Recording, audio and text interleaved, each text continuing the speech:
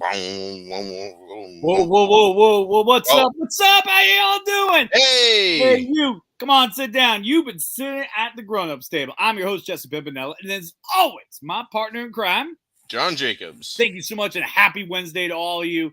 Man, we got a fun show for you guys today. Today, we are going to be talking about Scream 6 with our guest, Brian Onofrio. I said it right? Did I get it right? Did I mess it up again? Onofrio. Oh my God, we Onofrio. just went through this.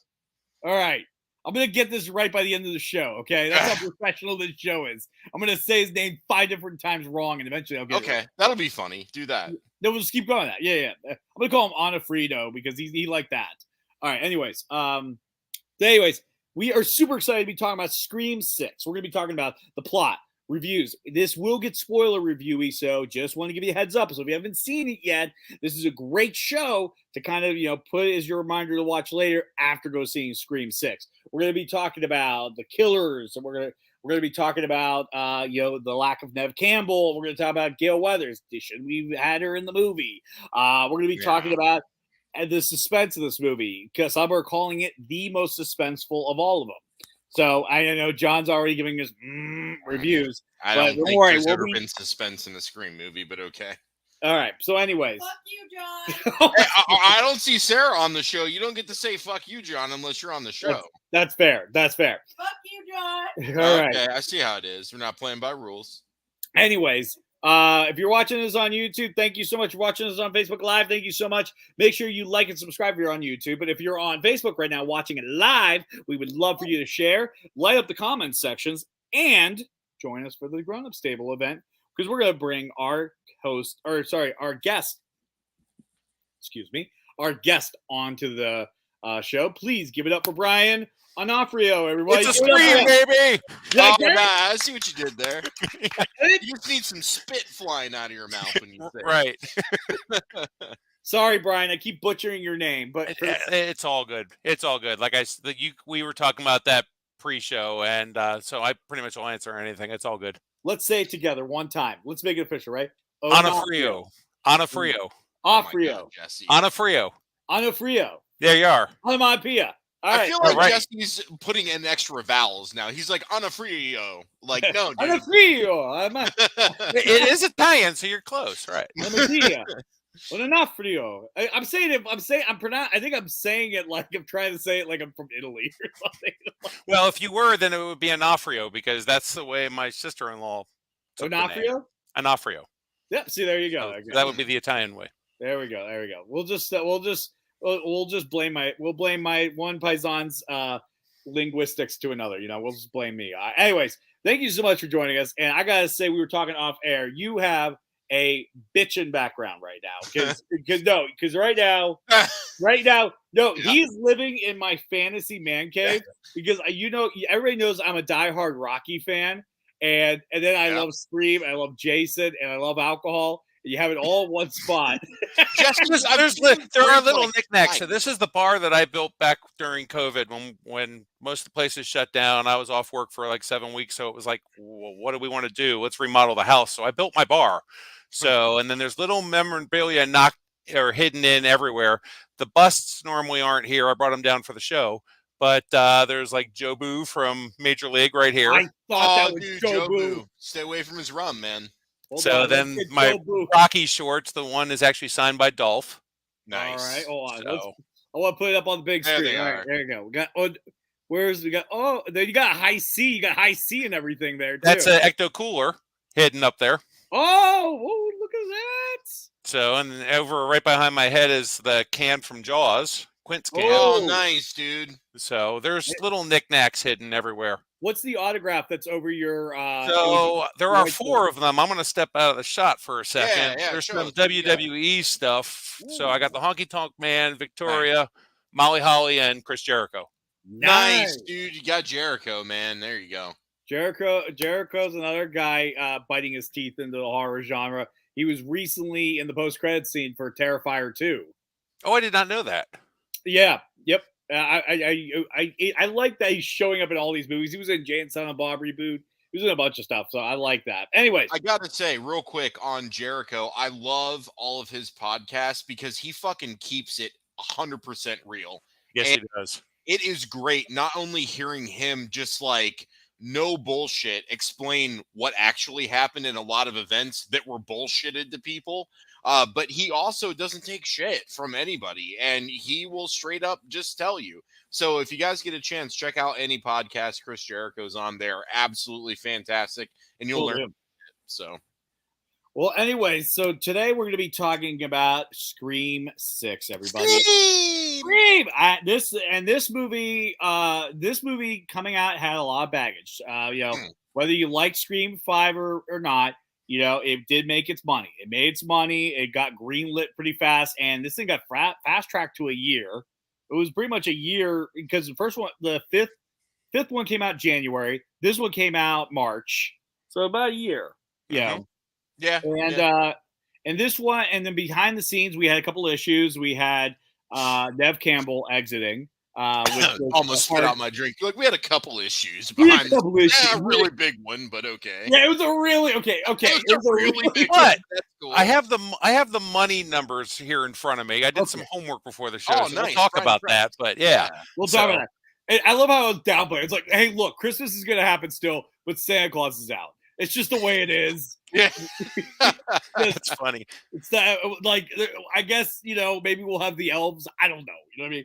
But yeah, no, that was a tough thing to talk about. Yeah, because like a lot of people were like, give Nev her money, even other people, for me at least, we'll talk about because the fifth one, in my opinion, kind of was trying to pass the torch. I thought they did it well, and then they took a step back. Right. Which we'll talk more about that. But let's talk about Scream 6 and our thoughts. Now, Brian, what were your thoughts on Scream 6? I enjoyed it. There was some predictability to it. I had one of the killers pegged probably a second time they were talking about the DNA of the masks. Really? Yes. Who did you have it? I had the cop pegged right at that point. Why? Because Why the writing was too convenient. He was talking about, here's the DNA on these masks that goes to this killer, and it's counting down to something. You spoiled that right then and there. Wow. I didn't think about that. Because, like, that's very interesting. Because there's always this assumption of how smart the cops are, but then also how dumb are you to accidentally give away your plan? You know what I mean? Right. And he gave it away just a little too much there. So I had him pegged. Okay. All right, did miss that. I had the two kids figured out, but not. I did not. The girl was a surprise to me. It was just too convenient how first she shows up fucking everybody, and then the comment on, I mean, look, you go fucking that many people. Look, you go fucking that many people, there's going to be some follow-up at the end of this movie, and it's going to be you're the killer. But the one that really got me was, and I don't know, maybe people missed it. I didn't think it was subtle at all when they're like, oh, how did you guys meet? And she's like, we didn't know each other at all. I just responded to an internet ad. I'm like, there we go. There's one of them right there. Like, in the Scream world, anytime somebody meets somebody online, they are killers. So that's it. That was it is because if you go back to and this one had a lot of stuff. 2. Well, and this one feeds off of a lot too, right? Yeah. And didn't Billy and Stu meet Roman on the internet as well? I think they alluded to that in the third movie that there was. I can't answer with confidence. I'd have to. Go back I remember Roman in his reveal said that your boyfriend didn't like me when I showed him his film, or the film that Roman was making, which was basically showing the dad sleeping with her mom. Yeah. Okay. Well, Sarah said Roman sought them out, so they weren't clear on exactly if that meant internet. But I would imagine there had to be some internet to it. I mean, it was late 90s. Internet was around at that point. Yeah. So internet was broadband was already after they downloaded their music off Napster. What was Oh, they were on AOL's AIM. Remember those AIMs? You got mail. You got mail. Jesse, you were like shitting your pants when AIM was cool. So how do you even know? Dude, I was 12 years old. I was already macking with the girls, talking. Okay, Jesse, when you were 12, that was like 2005. Nobody was using AIM then. Well, We had I was all using moved past AIM. I was using AIM. You were, but nobody else I was was. macking with the girl. I had ICQ. I was gonna say, plus ICQ was Uh-oh. better. Unlimited file size transfer. That's where it was at. All right. So anyway, so in between Roman, downloading his Napster music, he also got in contact with Billy. So we're just gonna establish that's canon. We'll let it go. Okay. Yeah. And then obviously, but you're right. There is a certain degree of like, if they meet online, they're the killers. That is such, because that's brilliant. I'm gonna have to keep an eye on that for the next movie. All right, I didn't have anybody pegged for this. See, here's my problem. Not even the creepy weird guy in the shadows the whole time. How is he not the killer? I thought he was a poor response to replacing a Dewey character. That's what I thought he was. I think Chad is your Dewey character because he gets shish kebabbed in 5 or in 2022 and this one, and he's still alive. Can't kill Chad, man. Yeah, you can't kill Chad. I was talking more for the police value of the cop being a cop, but you're right, dude. Chad takes it. Like, yep, and he's still going, man. Yeah, because we all gave him that Dewey look of how are you still alive? Because he can fuck. As long as he's alive, he can fuck, and that's what he's gonna do. So Chad's not gonna die. Yeah, but Mindy still had the best line in the movie when Ghostface got her on the subway train, and she looked over and Ethan was still standing there, and she's like, "I got that wrong, fucking franchise." Franchise. That was brilliant. That was very brilliant. So okay, so let's talk about this. So let's talk about kind of this goes along with our conversation. Yeah. Some people are deeming this to be the most suspenseful. Most suspenseful as in like it wasn't too heavy with the meta humor as the past entries were, and it was less satirical. It was more like they really, I think, upped the chase value in this since there was barely any chases in the previous film. What are your guys' thoughts with that? Well, one of the things I liked was the opening. I know there's some people out there that didn't care for it, but I liked the fact that Ghostface brought her to him, not chasing him. Yeah. Like the whole, oh my God, there's a guy in the alley and he's staring at me. You can't see me. And then he just jumps out. Yeah. Which, by the way, I was just kind of, did anybody watch that and go like, yeah, she deserves it? I'm just wondering why a collegiately educated woman of her stature was in horror movies. He broke her own rule and he called her on that. Yeah, right. Like, I'm just like, why are you doing this? You should be the first one to be like, fuck you, I'm out, and you're going home. And then you just get killed there, which would have been fine. But what blew my mind is right there at that moment, then he takes the mask off and reveals himself. Yeah, and then I'm like, am I going to have to go through the whole movie knowing that this guy's the killer the whole time? Yeah.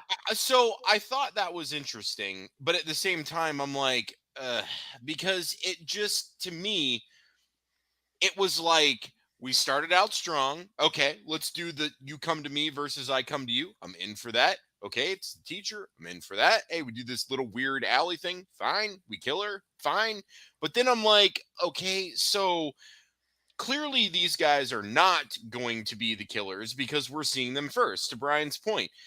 But it adds this weird pacing to the beginning of the film where I'm trying to get in the zone of the setting. It's in New York. We're in this, this movie. And then we hop out of that to two guys who are copycat killers of the horrible villains from the 5th movie. And we have to then spend time on them and their baggage only to then have them get killed by the real killers. And it just was like a really odd start, stop type thing for me. And I wanted that whole thing to be over. But I did enjoy the game of hot and cold. I did do that. Yeah. That had some elements to it. And then the nice little twist that the partner killer is in the fridge dead, like Mrs. Voorhees' head from Friday the 13th. Yeah, I like that. Especially with the little tease of Jason Takes Manhattan, because that's about all you got out of New York out of this. This could have been shot I really anywhere. wanted to uppercut, a Johnny Cage head pop uppercut, but right. They didn't put it in there for me. Now, I emailed them, but they clearly didn't listen. Yeah. I think this was kind of necessary for them to do because they needed to kind of not to like say, hey, this movie's gonna be a little bit different than the previous entries. Because it did break up the whole, whether it worked or not, it did break the monotony of, all right, we see this cat and mouse thing happen, and it happens, and then it's right before the guy slices, title card, scream. Right. And so I think when there was no title card, that made I was like, whoa, okay. Yeah, we're still going. I'm like, wait a minute here. Okay, where are we going? I actually was curious. I was more curious than weirded out by that because I wanted to see where they went with it. Because they were doing a lot of new stuff with this, and I found that fascinating. Were there any other? I mean, did you guys find that there was anything in this movie that you felt they were breaking a rule previously set in the other movies? I have a question first. So with those two guys in the intro, if that was completely absent from the film and it had just been the killer killing the person in the beginning, would anything remotely important to the plot or the main narrative have changed if those two guys were eliminated in the beginning and that wasn't even in the film? Yeah, the first two masks were discovered from the two guys. Okay. So which is basically the first part of okay, the cop discovered this. Which then I'll give you that. Later on, a couple more killings, two more masks, and that's where he blew his cover for me. Sure, and I'll give you that. It was also to set up the whole Richie is innocent kind of cult kind of deal, like right. Which I wish they would have went a different route with this movie in one angle, because I thought this movie was gonna, because the hardest thing about making back-to-back Scream movies is that the Scream movies are satire at the core of it all, and you need an allotted amount of time to go by, because I'm sorry, but they do reflect the time. Exactly. I mean, if you look at the fourth one, the opening was stab 4, stab 5, stab 6, all boom, boom, because that's what the horror genre was doing at that time. Everybody was cranking out sequels like this. Yep. And that's why the only thing I didn't like about the fifth movie, which get me wrong, I love the fifth movie still. I wish the fifth movie would have came out after Halloween ends so we could see that toxic. You just get what I'm saying? Like, right. Because I didn't understand it. When I watched the two killers get revealed, I'm like, don't be babies. And then I remember when I went to go see Halloween Ends and everybody was throwing shit at the screen. And I was like, in my head, I look at my wife and I go, oh, I get it now. But Scream is very ahead of its time. So let me get back to my point originally. I thought this movie was going to be about the obsession of killer documentaries.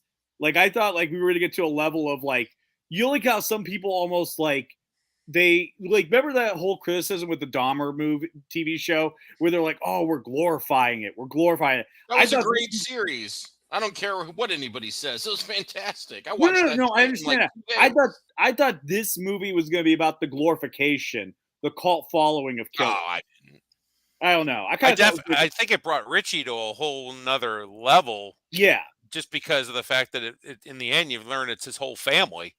Yeah, that's picking up revenge for him. So they kind of tried to elevate Richie to another, okay, here's Billy and Stu, and now you're trying to put Richie up here. Yeah, but here's what I thought was going to happen. I thought they were setting it up, and I wonder if this got changed because Nev wasn't going to be in it.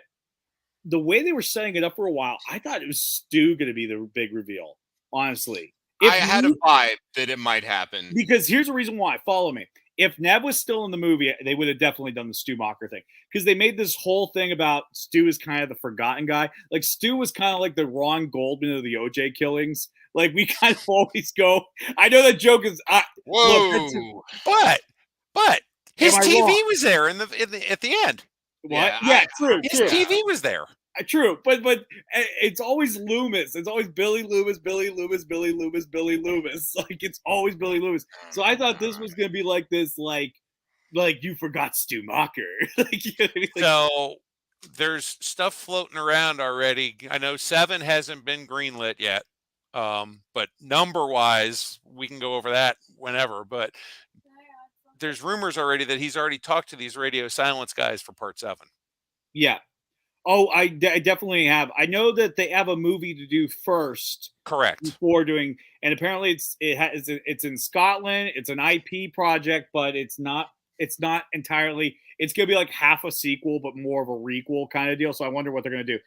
Yes, honey. What do you have to say? Okay, if Nev Campbell doesn't come back for 7, Matthew Lillard is not going to come back. I think that I can't hear her. What'd she say? Say okay. So Hold on, I'm moving. Come on onto the show. Come on.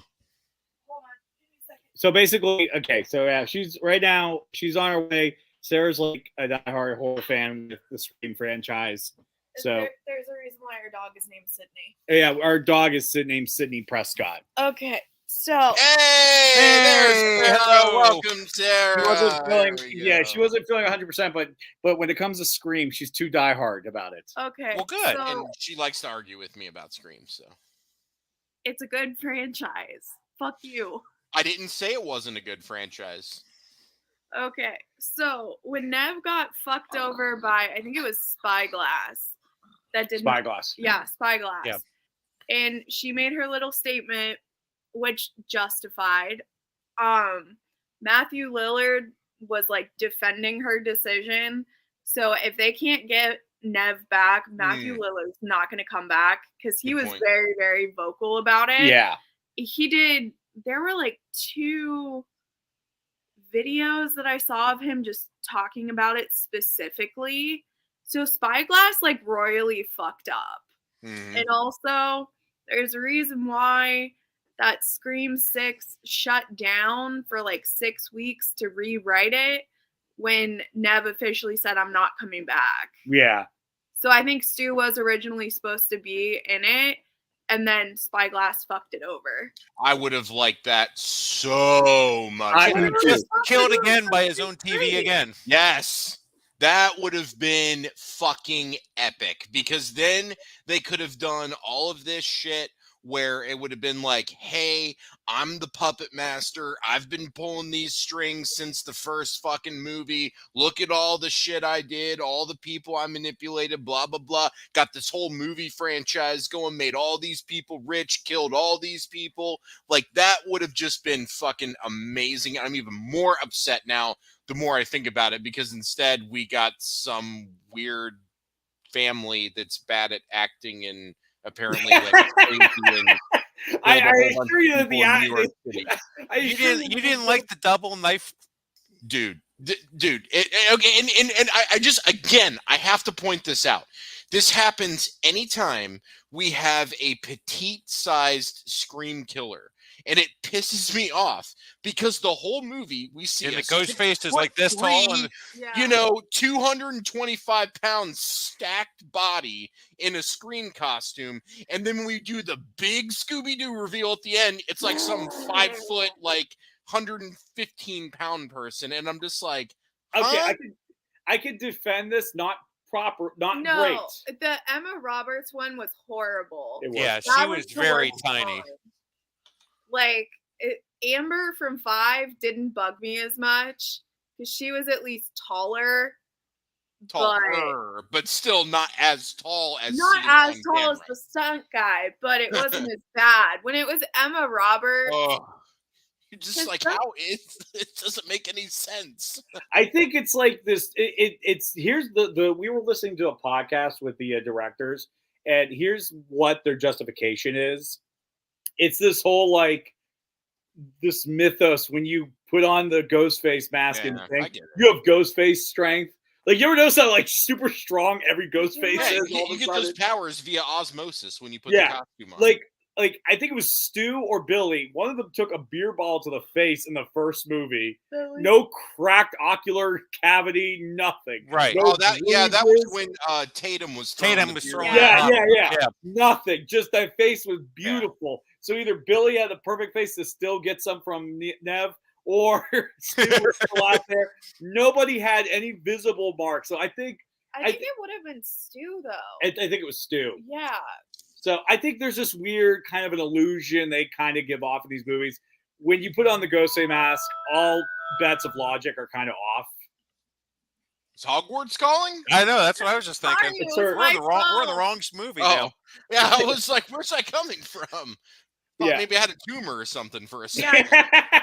You do have a tumor. So we're talking most suspenseful moments, and this kind of ties into something that I was talking with some buddies at work yesterday about, actually. So the ladder sequence I liked. Oh, the ladder sequence was Yeah, that was really good. But here's the thing: you could have pointed the finger at her love interest that had this ladder in his room that he extended across. So that part, oh my God! But hold on, Holy shit! Hold on. If she was crossing on that ladder before, she would have gone across, but no problem. Sam would have gone across, no problem, real quick. I think he was entering her room via Billy Loomis, kind of. Yeah. So you could have pointed the finger at him as a killer. Yeah. I think he was a red herring because anytime he plays a villain, he always plays a doofy character, kind of like the one he was kind of playing a little bit. Because he did that in, spoiler alert, he did that in Arrow, and he fooled everybody. So, like, for me, my guard was up with him immediately. So I agree with you. My guard was up like, this motherfucker. Like, right, because remember the opening scream right after Drew dies, Billy sneaks in through her bedroom window, and this guy's now got a ladder. He's conveniently pulling out of his apartment. But not only did he have a ladder, here's my question, and my wife had this exact same question. Actually, I think my daughter did. All three of us went. Right, it was a big family moment to go see Scream 6. Okay, and everybody's like, when he's going like this, but nobody can hear him. You've got all this shit behind. There's literally props galore.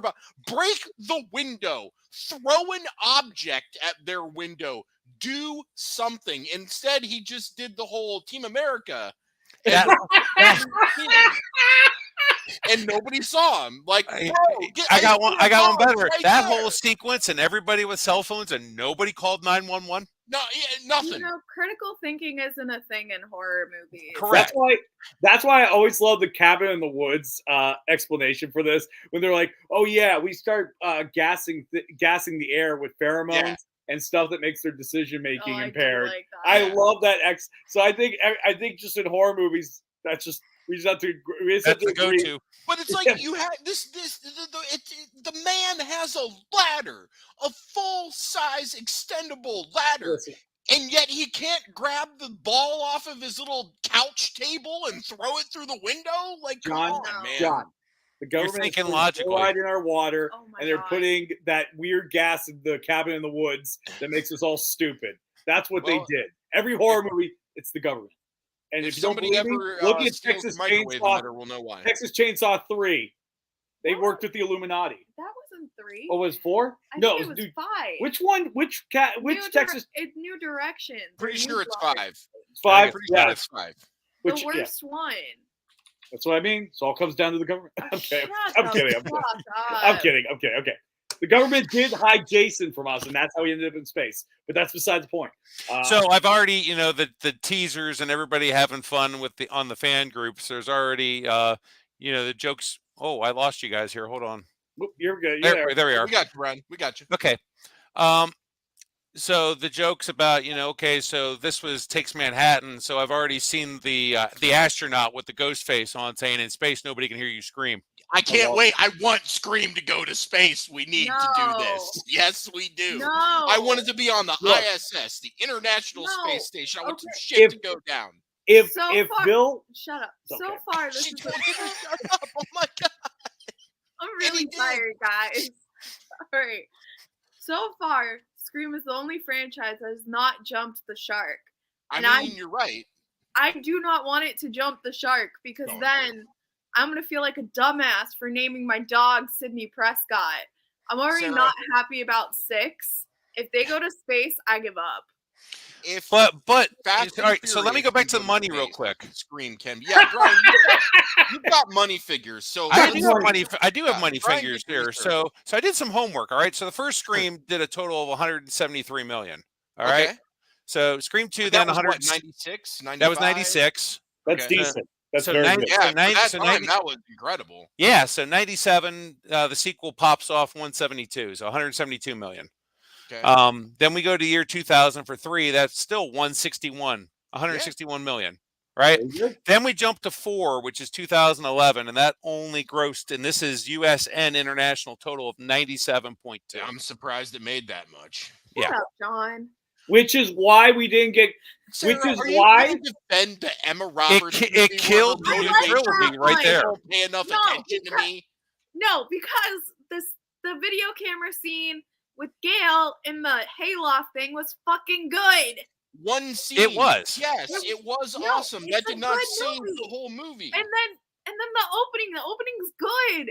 It's a movie within a movie within a movie. Oh, I hate that shit. I hate that fucking meta shit. That movie within a movie shit. But we just talked about that a few minutes ago. That was a reflection of the time. They were cranking out horror movies like this.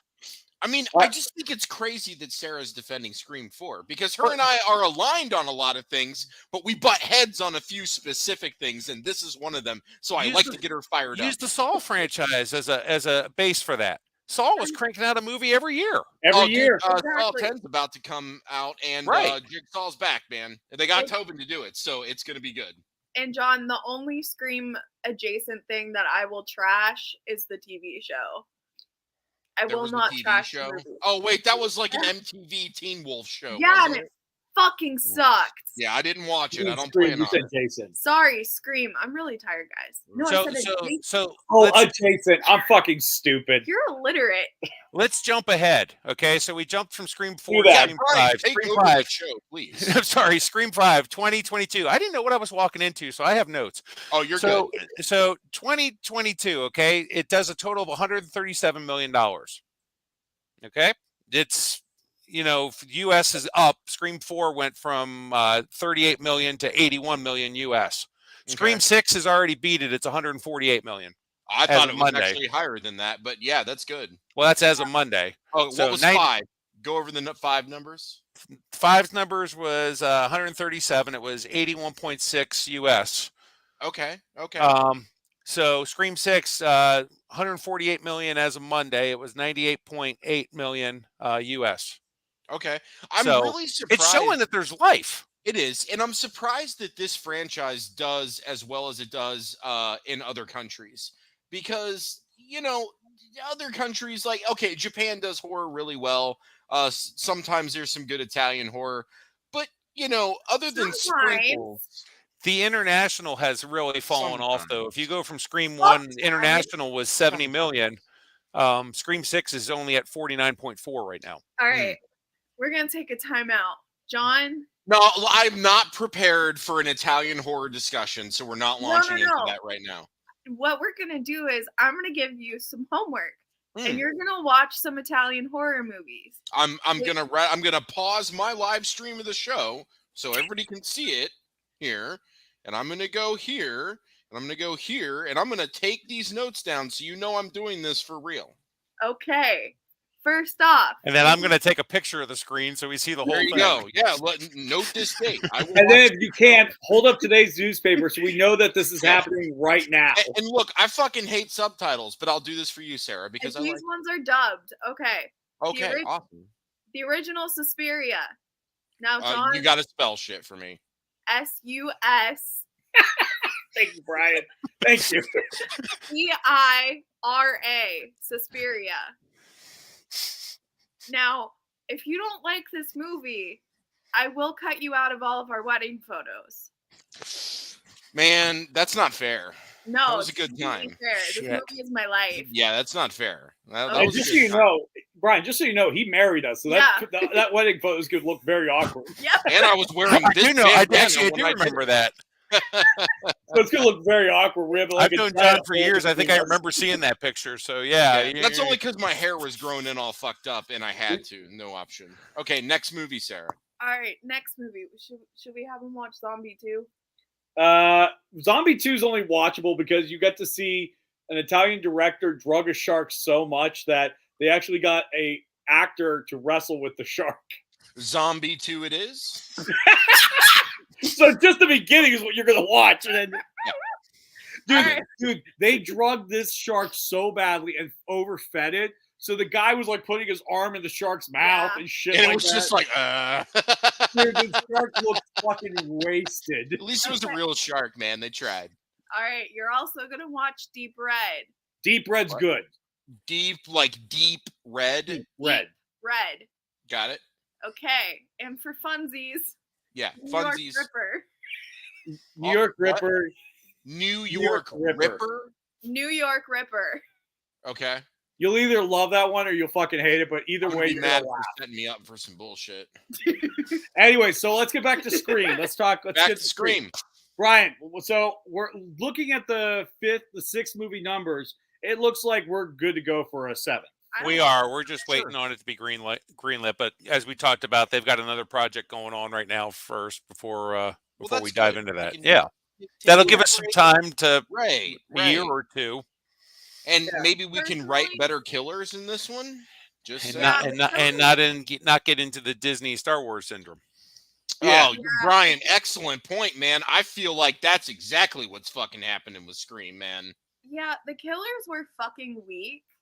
And also, I just want 7 to be just a complete personal apology to Neve Campbell.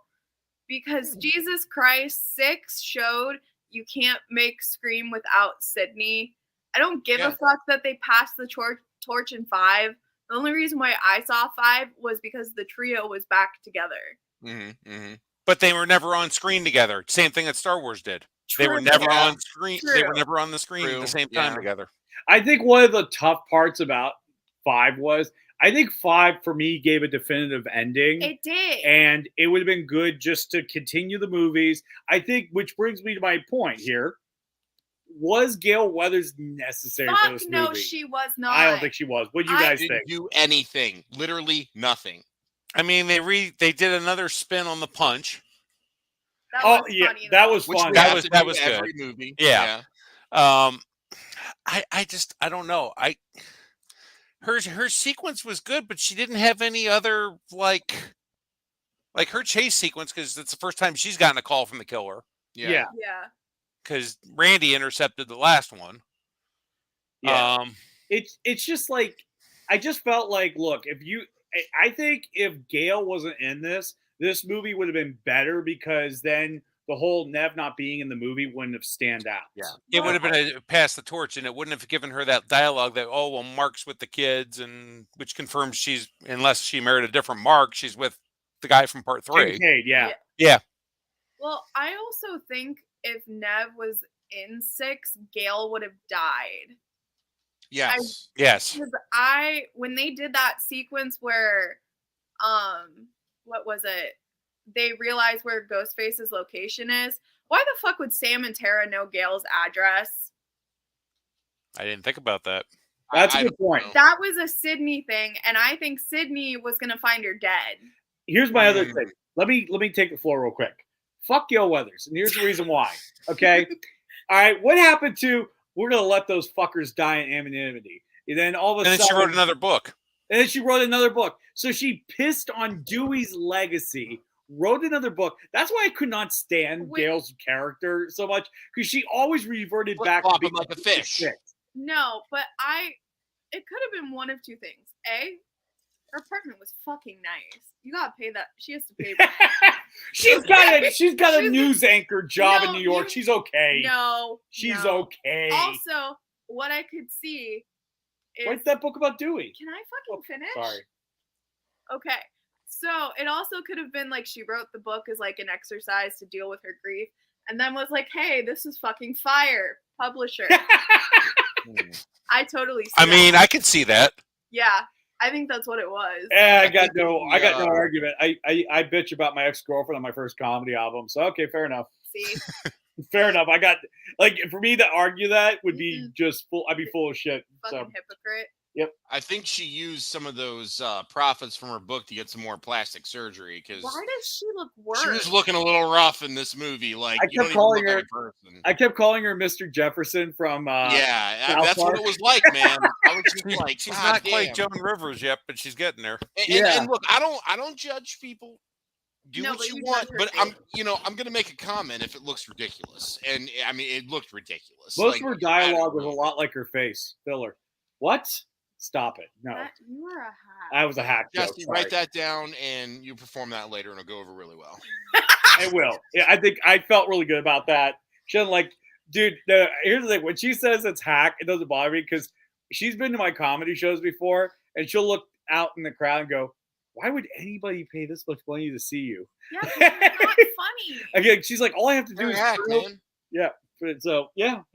Anyways, so let's go back to So for me, Gail Weathers, not necessary. If anything, it made me. I was really upset when they're like, "Oh, by the way, Gail lived." I'm like, I know. Like, kill the bitch. I Like know. she's dead.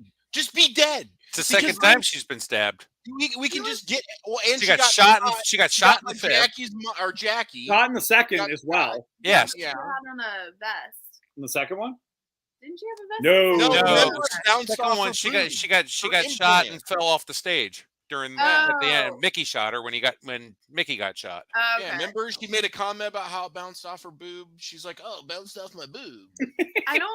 I don't like to think about that. So Well, it was a ridiculous explanation, and that's why it sticks out in my mind. I don't remember that because she got shot down in the ribs. Yeah. Like it bounced. She specifically says it bounced off of my implant. Like it. No, she did not specifically say says that. it. Go back and watch the end. It's there. Hold I on. can I'm let's go Googling cue it this. up right now. I got a TV right here. All right. And look, if I'm wrong, then I don't know what the fuck I'm talking about. But also, No, because when Courtney she pops Cox up, was she's the like, "Is first it?" one to- She's like, "Sorry." Oh, you're fine. Courtney Cox was the first one confirmed to return to 6. So she's just trying to stay relevant. Yeah, I get it. Like, and you can't theoretically. Let's think about this. They already fucked with Nev Campbell. They're not going to be like, "Oh yeah, you really popular person from Friends. You can't be in this one." I mean, but they're not really doing anything of value with her, so. But when has she done anything of value in the franchise? Yeah, I mean, she had more value in the fifth one, definitely. Yeah, but it was more just because it was to project Dewey's character, yeah, not true. so much Gail. Because this movie made me realize Gail is shit without Sidney and Dewey. Yeah. I know. yeah. Solo Gail sucks. Yeah. Because Gail in the fifth movie was like, "Oh, why couldn't it have been me?" And we were all thinking, "Yeah, why couldn't Yeah, it why have been couldn't it you?" have been you? Just get it over with. You're dead. So, yeah. Jesse, All right. did you look up the scene? I did, and I don't see it at all here. I don't see anything. I went to IMDb credits. I went everywhere. Have So I'm willing to watch the whole scene. It's a line that is said. When she Again, drops I up from might the be stage, she goes, "Can somebody help me up here?" Yeah. When she appears, and then Okay. Cotton's like, "There's not anybody else down there, is there?"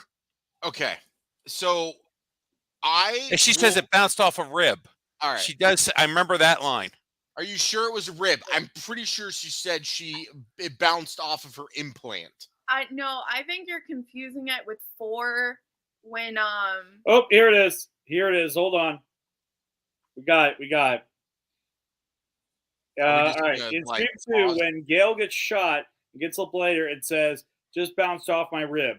I have no idea how drugs work, but that actually happened. So I swear she was talking about her boob implant, but well, there's where my mind is now. I think you're confusing when the deputy in 4 at the very end. Remember when she gets shot and she's down, and you think that she's dead, and then Emma Roberts gets killed. She pops back up. Wear a vest, save your breast. We'll save your chest. Oh, yeah. That's where you're getting I at. swear she said it bounced off her boob, but yeah, I mean, you just watched it, so if it's rib, it's rib. But I could have sworn that's what it was. All right, can't win them all. I'm gonna go lay back down. all right. Bye, time. Sarah. Thank you for joining us. Thank you. All right. So, but anyways, so let's. So we right now we have about 15 minutes left of the show. I think this will be an interesting topic to go off of. What is next for this? I mean, because as Brian, you mentioned, this movie franchise is a reflection of the times, and not a lot of time has passed. You know what I mean? Right. It was different with the first 3 movies because at that point we've had 30, 40 years of horror movies, sequel to horror movies, trilogy of horror movies. So it was easy to bounce those up. And then the 4th movie, it was necessary for 10 years to go by so we could go, now we're going to talk about the remakes and the requels and then 10 years go by. So we can talk about the legacy sequels. And this one, I guess, kind of touched on the whole cult thing, I guess, not the way I wanted to, but I guess it kind of did. So what's next? What can we talk about? What is meta? Or are they going to abandon the meta? No meta. Done with I don't meta. honestly know where they're going to go, because this one was all hyped up for being in New York. It was filmed in Montreal. Mm-hmm. For it being hyped up, it was New York. Other than the Jason Takes Manhattan reference where you see it on TV, this could have been filmed anywhere. There wasn't like a Times Square scene or something that stood out that it was New York, except for a couple of aerial shots here and there. And it didn't look like New York. The backdrops, even in the opening, that whole street with the alley, I'm like, this is not a New York City. That's not a New York alley. Like, what? There should be a guy leaning against the wall pissing. Just hey, right looking at her like, hey, pretty lady. Yeah. If he had like a backwards Yankees hat on too, they're right. Yeah. And there were go Yanks. There were not enough people populating as well. Like there was a big absence of people. And I'm like, okay, this is New York. It should be shoulder to shoulder in some of these scenes. The subway train, I've been on the New York subway system before. It could have passed, but not enough people pleasuring themselves. Not enough graffiti. Not enough graffiti. Yeah, well, I mean, remember New York painted in the 90s to try to say they cleaned up. So I could understand that. Okay, so here's the thing.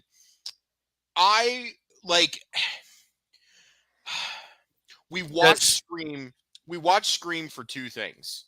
We watch it for the kills, and we watch it for the reveal of the killer to then also learn what the killer's motivation is. I've been let down since Scream 3. And let's be honest, Scream 2 was kind of a letdown. His mom, okay. Aunt Jackie, okay. Go back to the beginning of that movie, though. The first kill, the very first kill, when he's leaning into the bathroom or the bathroom stall, and you can hear, "Listen, mommy, get it, mommy." Look. After Scream 2, who would have thought Chris Rock would do the second worst thing to Jada Smith in a theater? G.I. Jane 2. Can't wait to see it. Anyways, yeah. So, I'm tired of being let down. The whole Roman thing was kind of stupid. This whole Sidney's mom was a Hollywood whore. I'm like, come on, you couldn't write a better fucking script than this. But it was the rules of a trilogy. It was changing something that you thought before. I understand. It was just dumb, and again, it served no real actual purpose. Roman still could have been the killer without Sidney's mom being there. They just would have had to change a little bit of his motivation. But new trilogy, 4 letdown, 5 letdown, 6 letdown, because all we're doing is we're just doing the same shit. So now we had, this guy and this girl killed a whole bunch of random people, creating a handing of the torch to 2 new girls just because they happen to be somewhat loosely related to one guy that was a killer, removing it from the Prescotts and putting it on this randomized shit. And then we move into this movie where it's the dad, the son, and the daughter. Look, I understand people go crazy, okay? But you're going to have a hard time convincing me that all of these family members keep going so incredibly psychotic nuts that they become the killers of the people who killed the people that they like. And then in this one, this guy also convinced his son and daughter to do it. I'm just like, I am so out of touch with the killers now. Is it a reflection of the time, though? Is it like the political spectrum and everything else that's going on right now? You could tie it to that, but I think I don't want to turn this into obviously a political analysis. I don't either, but it's a reflection of the times. I would think that there would, and I'm trying to choose my subjective words carefully because I don't want to get in trouble of making assertions, but I would think that there would be a difference between let's just call it exactly what it is, a father convincing his son and daughter of a particular political narrative and pulling them into that, because we see that all the time. We see that in all of our families, that shit happens. So sure, I'll give you that. But to compare that to convincing a son and daughter to become killers and this big elaborate plan and all this shit because your other son went crazy doing the same thing completely lost me, and that's never going to get me back.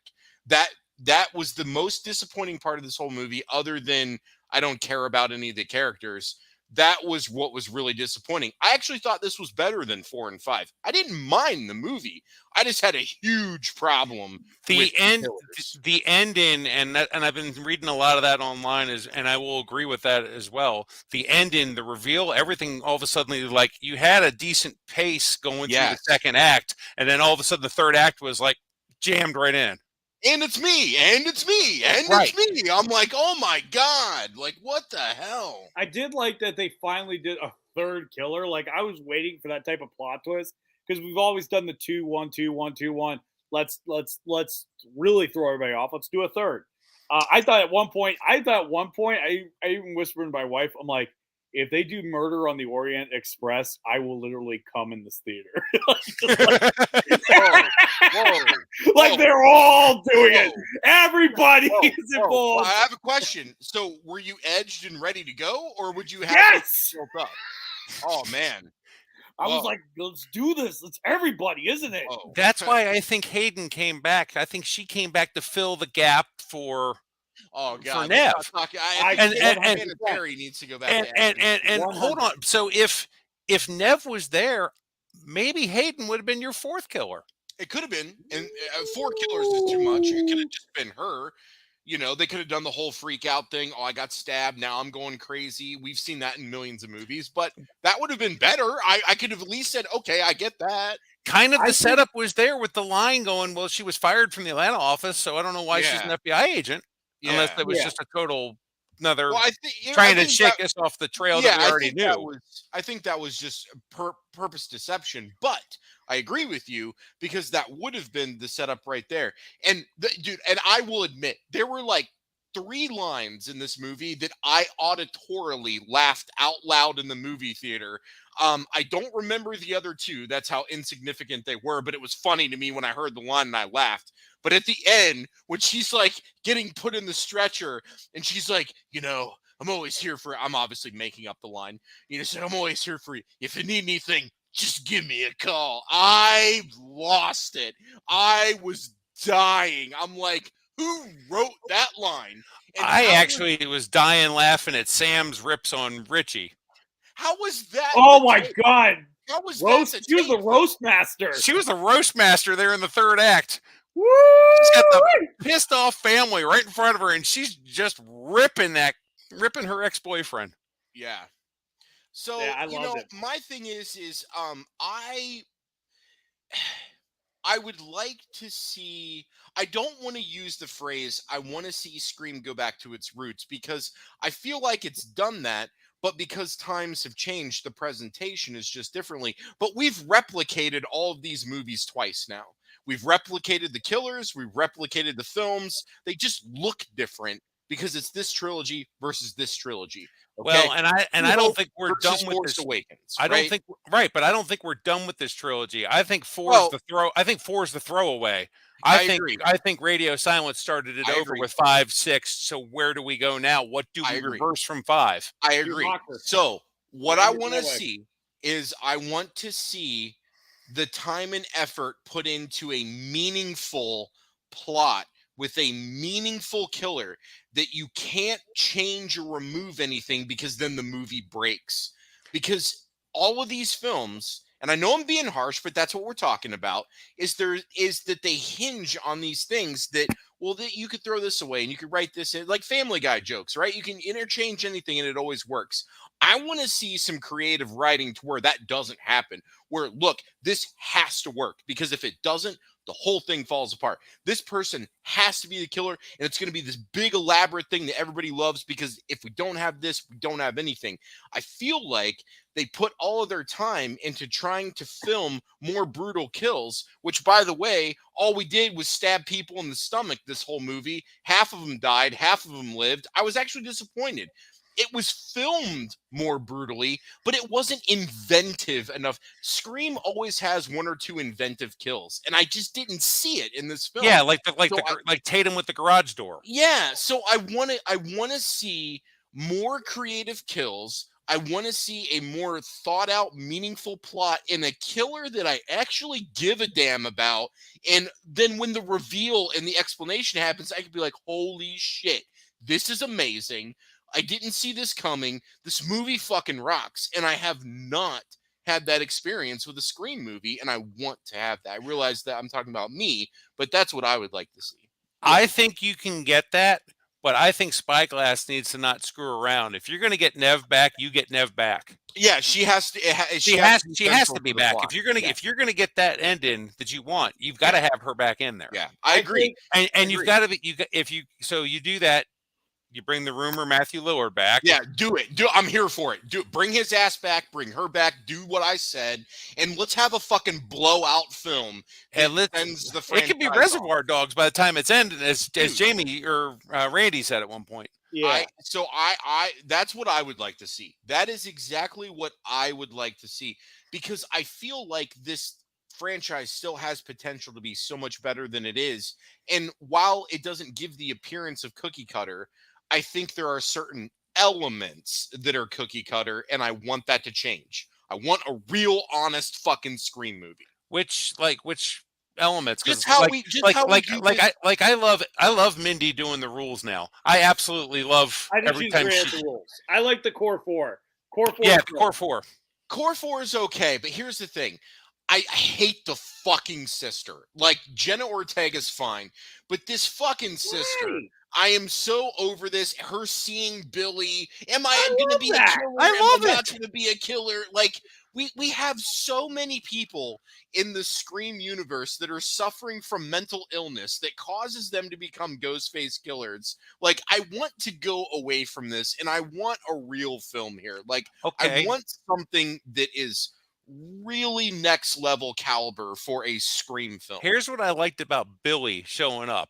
Was when she went to grabbed the knife at the case, and he made that comment about good choice. That's the one I would have chosen when she grabs the knife. Yeah. But I also like the fact that, and I know Nev put the costume on when she hit Billy with the umbrella and the heart, but that she did that. She took out one of the killers wearing the ghost faces.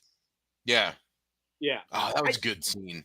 I like Samantha Carpenter as a character, because I think while Sidney represented light, this character represents dark. I mean, Sidney came into the prequel, came into the whole franchise as this girl who suffered a little bit of trauma in her past, but she's trying to move forward. She's this all-American girl living in this small town in California, and then Samantha is this dark, jaded. She has a secret that's already ripped apart her family. And I like that it's hinged upon this darkness of it's driving me to become a killer a little bit. Yeah, I mean, I like that darkness in her. I do like it. I think it's something new. It's something that you've been talking about. You were like, I want something new. I feel like that's not it. That's not it. Well, okay. the secret of that really scares me is that, okay, so we've gone down the road of the boyfriend's family.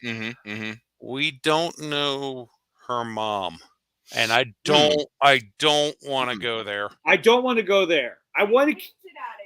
They did hint at it. I want to keep this internal. They're going to do it, Brian. That's going to be the next. That's going to be it. That's exactly what they're going to do. I want them to. Here's what that's what they're going to do. This is what they need to do. Okay. If you want to pass the torch, okay, let's say if you want, because you want this franchise to go longer. You know what I mean? Sure. Let's face it. We don't want 3 movies and we're out. We want 3 movies, take a break, another 3 movies, take a break. We want to expand it. Yeah. They need to do the Stu Macher storyline next. Have Nev and Stu Macher have what should have been a good Halloween ends moment. Yeah. You know what I mean? This to the death. Yep. It all comes full circle.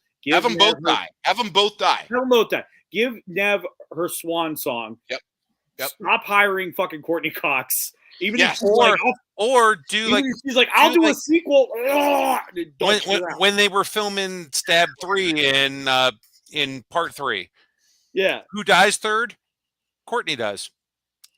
Give her moment. Get her out of there. Yeah.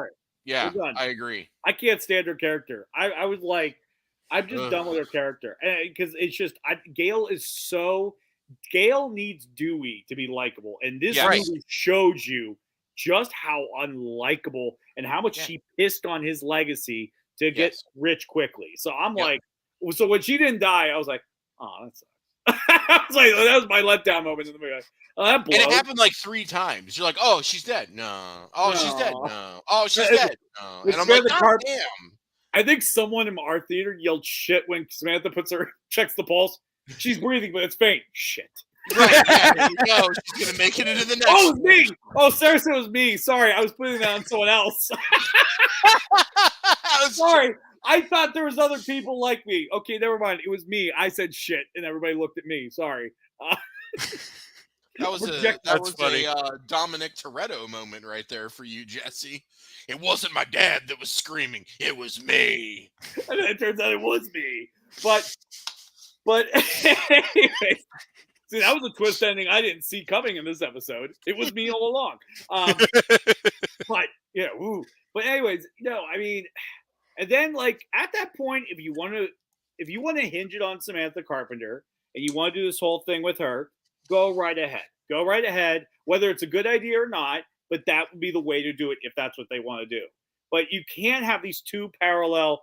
It will Nev come back? Won't she come back? Kind of deal. It's either she's in or we're done with her character at all. And I'm saying, and here's the thing: I think if they would have taken Courtney Cox out of this movie would have been seen as truly a new chapter in Scream. Yes. But keeping Gail and her Botox in this storyline ruined it for me. You like more than luckily, person. Yeah, all right. She was like, that's ignorant. That's ignorant. She was this Mr. Jefferson. The toughest thing for me about this is this movie came out when I was on my ski trip. So I had to go 2 weeks of trying to avoid spoilers. Yeah, but you were like in mountains and stuff, and you had things to right, yeah. But still, it was like go online and post pictures from the day, and I'm like, all right, post them, and that's it. I'm don't scroll, done. Man. Don't scroll. There's certain movies that are appointment based, and this is one of those movies that's appointment based. Like there's some movies you can be like, I'll see it next week, but Scream, Marvel movie, like tentpole Marvel movies, you got to see those immediately. I did enjoy the post credit sequence, making fun of the post credit sequences. Funny. Like, aren't those pretty useless? You know what I mean? Yeah, like, it's Mindy doing that. I was like, that's funny. That's brilliant. That's good. Like I said, I like the new core 4. I think they could carry a franchise if they wanted to. But if you're gonna truly give them the franchise, then we gotta get the torch out of Nev's hand. Give Nev her swan song, because I mean, there's only so many. Because while I love Nev, and I wish she could stay in the whole franchise, it's unrealistic that somebody could be haunted by this many copycats. Maybe the core 4. Maybe the core 4 has to make a decision on who lives. Is it Sam or is it Nev? Ooh, there we go. There we go. Let's kill Sam in the opening of Scream 7. Kill her off. That way we got unpredictability. And Tara had a couple of Wednesday moments. Do you think Richie's innocent, by the way, John? Do you think Richie's innocent? What? Do you think Richie's innocent? No, everybody who hates Samantha in that movie, they were always saying Richie was innocent. Richie, he murdered people. How is he innocent? Exactly. No, I was making fun of how much you hate Sam. I was making fun of that. Yeah, because everybody that hates Sam in that universe, right? Thinks Richie is innocent in the beginning, and then let's have Sam and Stu. I mean, Nev and Stu do their thing at the end, have the Halloween, showdown, and then Jenna Ortega can walk off into the sunset, and then we're done. And then now we can take our break and then go to space for the 8th movie. This movie is going to be one of those movies that I'm going to really want to have on Blu-ray, because I'm going to want to watch it again. I'm going to want to go through that shrine. Yeah, and just start nitpicking everything that's in there. I'm sure there's shit we didn't see, and I'm sure there's shit from every movie in there that because even on a big screen, you're still focused on different things because you don't know what's going on. So you're right. Once we can do this at home, we'll be able to find a whole bunch of shit in that There was attic or wherever the something- fuck they were. There was something, an Easter egg. I have to watch it, the movie again to catch it. But there's something missing of Stu Macher's in that shrine that has everybody going, why is that missing? What is it? You know what they should have had in there? What you is know it? what they should have had? Sure. They should have had the phone with Stu's blood all over it when he's talking to Sidney and crying because he's dying.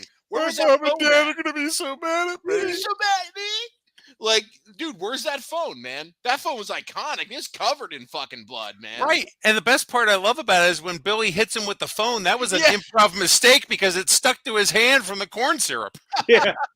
Give me the phone, Dick. Stop hitting me with the phone. Dude, but anyways, hopefully this gap time between between the new movie they're doing will give them time to really fully flesh out this movie, because while I like this movie, you definitely could see that it suffered from rewrites because they had to change up the plans with Nev. That's what happened with the third movie. The third movie, the ending got leaked, which was supposed to be Stu Macher. And they had to rewrite everything last second. Yeah, because Stu was originally the killer for the third one. That would have been. Think about how much fucking better that movie. I know, but look, you could have still had Jenny McCarthy in that movie, and the Stu ending would have made up for that. No one. I know, but you said it best.